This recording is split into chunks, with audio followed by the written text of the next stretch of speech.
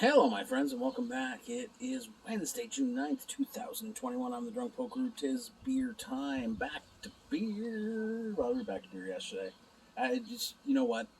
I'm doing five in a row now. Rarely do I do that. One of the ups or downs of working in the service industry, the food service industry, and restaurant industry is most of the time you have split days off. Generally, because you work weekends and that's when you're busiest. And that's fine. I've done this my whole life. I don't have an issue. I love when I get 2 days off in a row, but I really do like my split days off. Because then you work 3 days, you got a day off. You work 2 days, you got a day off. It's kind of nice. This week I'm doing five in a row, and I'm already regretting agreeing to do it because, normally I'm off tomorrow, and I'm like looking at my beer fridge, going, "Oh man, I just want to drink all the beers because it's so hot at work. It's hot, it's steamy, but that's okay. It's okay. I had a weekend off, which is fun. I don't get a lot of them, so." From our friend, Paulie G, the Gateway City man, Gateway City Brewery, South Valley White IPA. He knows I like the White IPA, 6.1% ABV. I don't know what more I can tell you about Gateway City. I think that this is one of those breweries that is highly underrated in Ontario, and I think you should get some of their beer delivered to you and try them out, because I have yet to have a beer that wasn't fantastic from them. Again, it's not all hype beers. Like, I love hype beers too, like, your Third Moons and whatnots. They're great. But there's something to be said for just every single beer being solid on the mark. You know what I mean? And that's what Gateway brings you. So thanks to Paulie G for always sharing the spoils of his Gateway beers. He's really good that way.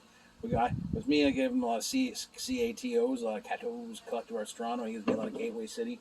And honestly, those two breweries right there, if that was your only beer that you were getting in your world, you would be set, because they're both delivering very, very fine examples. And nobody uses rye in beer like these guys. I don't think there's rye in this one. No, one of those rare times they're not tossing rye in a beer. But let's get into it. Cheers, my friends, to midweek beers, because it's really midweek for me. Why do I have to work 2 more days? This is crazy. Let's go. Cheers.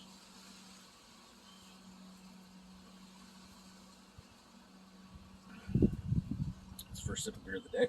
It's a very good sip. I'm just noticing they do use bitter orange peel and coriander in here, which I like, because it does give it a little bit more oomph. Right, this Belgian IPAs, white IPAs, whatever you want to call them, are supposed to be kind of like a blend between a Belgian beer and an American style IPA.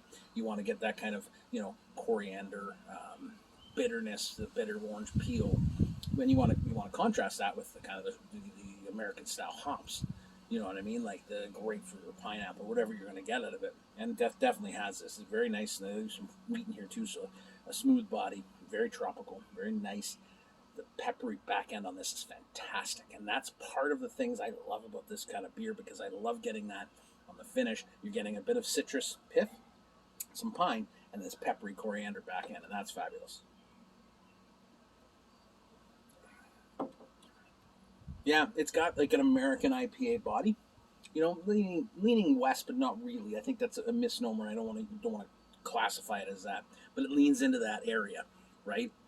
And then you're getting the hoppiness people get in. Sorry, citrusy, and then you get like the clove and the coriander and the pepper. It's gorgeous. Well done. Again, I have nothing to say. So South Valley White IPA. I'm gonna go jump in the pool because I needs to rinse and relax. Hope you're doing okay, guys. See you later. Cheers. Goes down quick for a 6-1 too. Jeez. All right.